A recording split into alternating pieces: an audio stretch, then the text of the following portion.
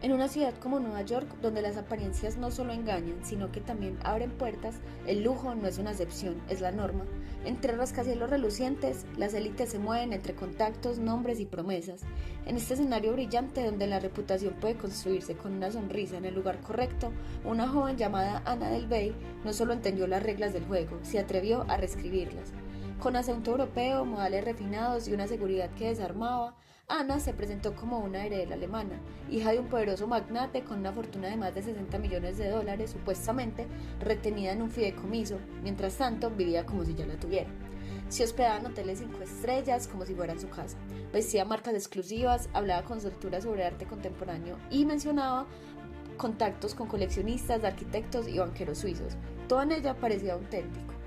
Con una propuesta ambiciosa, una fundación de arte privado exclusivo en el corazón de Manhattan logró que empresarios creativos e inversionistas quisieran formar parte de su visión. Su mundo era una mezcla perfecta de misterio, lujo y promesa. Y nadie lo dudaba, nadie pedía pruebas, su imagen era tan convincente que bastaba con verla para creerla. Pero un día algo se quebró. Pequeñas inconsistencias empezaron a notarse, deudas sin explicación, silencios incómodos y pronto su historia perfecta comenzó a desmoronarse.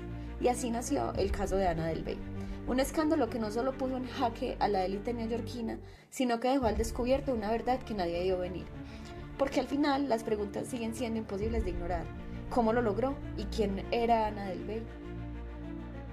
En cuanto al impacto de la realidad, la ficción que construyó Anna Delvey no fue simplemente una mentira personal o un engaño menor. Su historia fue una puesta en escena cuidadosamente elaborada que logró infiltrarse en los círculos más exclusivos de Nueva York durante años. Se hospedó gratuitamente en hoteles de lujo, asistió a eventos de alto perfil, usó ropa de diseñador y pidió servicios de chofer sin pagar un solo dólar. Pidió préstamos millonarios, respaldada por documentos falsos y por una historia que nadie se atrevió a cuestionar. Mientras ella se movía como una heredera alemana multimillonaria, otros bancos, amigos, empresas y empleados cargaban con las consecuencias reales de su ilusión. Pero el verdadero impacto de su realidad inventada no fue solo económico, fue simbólico. Ana reveló cómo su caso, como las dinámicas de poder, prestigio y validación social, pueden ser manipuladas si se entienden y se manejan los códigos correctos. No necesitaba demostrar su riqueza, bastaba con actuar como si la tuviera. La ropa, el lenguaje, las conexiones aparentes y la seguridad con la que hablaba eran suficientes para convencer el entorno. Lo más inquietante fue con su entorno, que aceptó, protegió y hasta amplificó su ficción. Muchos de los que la rodeaban actuaron como si su historia fuera de verdadera, no porque tuvieran pruebas, sino porque necesitaban que lo fuera. La creencia compartida en su riqueza creaba acceso, poder y oportunidades. En ese contexto, su figura proyectada, rica, sofisticada, inalcanzable, se convirtió en un símbolo colectivo de aspiración y cuando esa imagen se volvió útil para otros, su falsedad dejó de importar. Como última instancia, en el caso de Anna Delvey, mostró que en ciertos espacios sociales la verdad se vuelve secundaria frente a la percepción. El estatus no solo verifica con documentos, sino con símbolos. Y en un mundo que recompensa la apariencia sobre la autenticidad, basta con parecer a alguien para ser tratado como tal.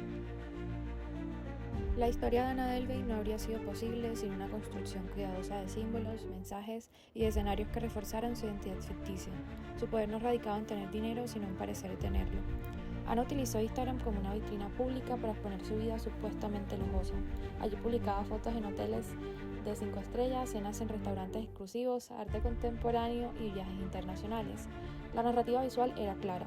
Estaba en el centro del mundo cultural y financiero de Nueva York. Es así como las fotos se convirtieron en pruebas silenciosas de su estatus.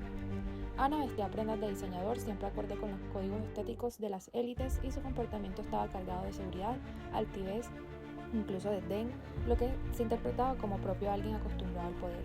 También hablaba con naturalidad sobre contactos financieros internacionales, mencionaba apellidos conocidos y hacía referencia a cifras millonarias. Ana se movía en círculos influyentes, banqueros, artistas, empresarios, asistía a eventos privados y se hospedaba en hoteles lujosos, donde trataba al personal como si fuera una celebridad. Su cercanía con personas reales y reconocidas validaba su historia. Si ellos lo aceptaban, debía ser quien debía ser. Para acceder a préstamos, Ana presentó extractos bancarios falsificados y correos electrónicos manipulados, donde se mostraban cuentas con millones de euros en bancos europeos y simulaba conversaciones con abogados y asesores financieros, incluso con correos creados por ella misma. Ana también jugó con el misterio, hablaba poco de su pasado, usaba un acento europeo ambiguo y mantenía distancia emocional. Todo comenzó a derrumbarse cuando los vagos dejaron de llegar. Los hoteles comenzaron a exigir garantías, los bancos dudaron de sus documentos y sus amistades empezaron a notar contradicciones en sus relatos. Finalmente, en 2018, Anna fue arrestada. En el juicio se reveló que su nombre real es Anna Sorokin, hija de una familia rusa de clase media criada en Alemania. No existía fideicomiso, no existía fundación, no existía fortuna. La historia había sido fabricada desde el inicio y sostenida por su capacidad de actuar un papel y convencer a los demás. La evidencia de que su realidad fue creada no está solo en los documentos falsos o las cuentas impagas, sino en el hecho de que, por años, todos la trataron como quien ella decía ser. Su realidad no era objetiva, era performativa.